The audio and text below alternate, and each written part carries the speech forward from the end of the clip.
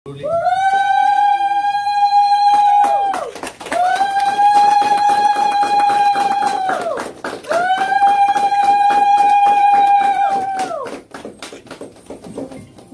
दत्त मोर स्वामी बुलिए নহয়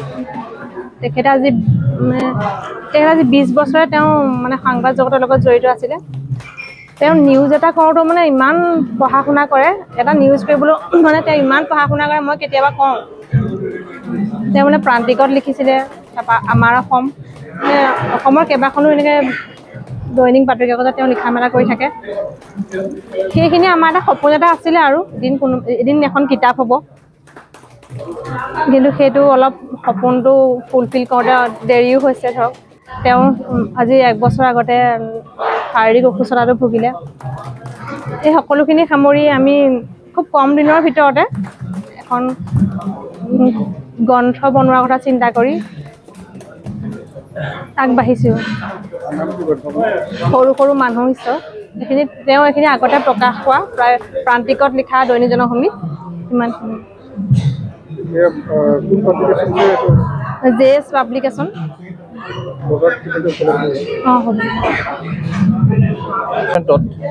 আজি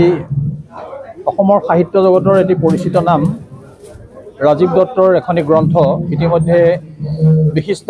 সাহিত্যিক সমালোচক শিৱসাগৰ বাণিজ্য মহাবিদ্যালয়ৰ সন্মানীয় অধ্যক্ষ ডক্টৰ পৰমাজ্যোতি মহন্ত ডাঙৰীয়াই উন্মোচন কৰিছে গ্ৰন্থখনি হৈছে সৰু সৰু মানুহ ঈশ্বৰ ৰাজীৱ দত্তৰ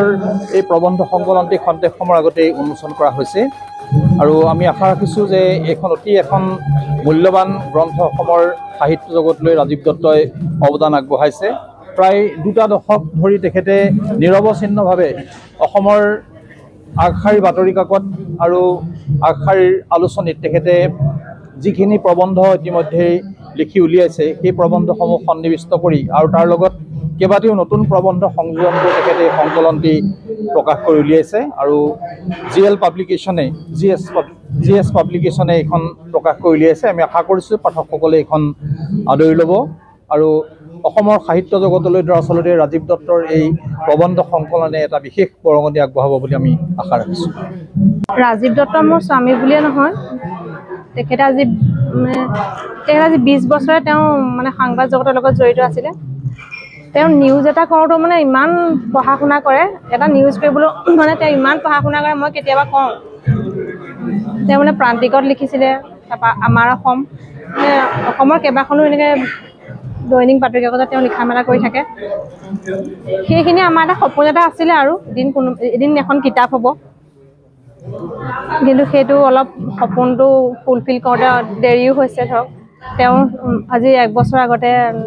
শাৰীৰিক অসুস্থতাটো ভুগিলে এই সকলোখিনি সামৰি আমি খুব কম দিনৰ ভিতৰতে এখন গ্ৰন্থ বনোৱাৰ কথা চিন্তা কৰি আগবাঢ়িছোঁ সৰু সৰু মানুহ ঈশ্বৰ এইখিনি আগতে প্ৰকাশ পোৱা প্ৰায় প্ৰান্তিকত লিখা দৈনিক জনভূমিত ইমানখিনি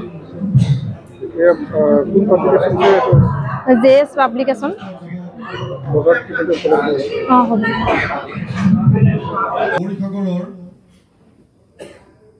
সাংবাদিক প্ৰকাশ হোৱাৰ তাক মুহূৰ্ততেই সমগ্ৰ অসমৰ সাহিত্য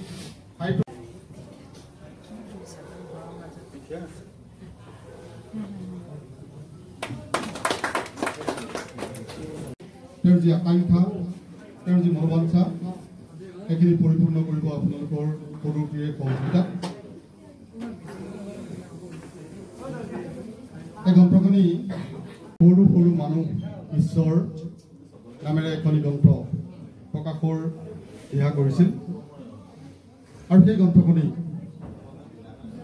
ইতিমধ্যে প্ৰকাশ উন্মোচনী অনুষ্ঠান আয়োজন কৰা হৈছে আৰু সেই অনুষ্ঠানৰ বাবে আপোনালোক সৰু ঠিকে ইয়াৰে আমন্ত্ৰণ কৰি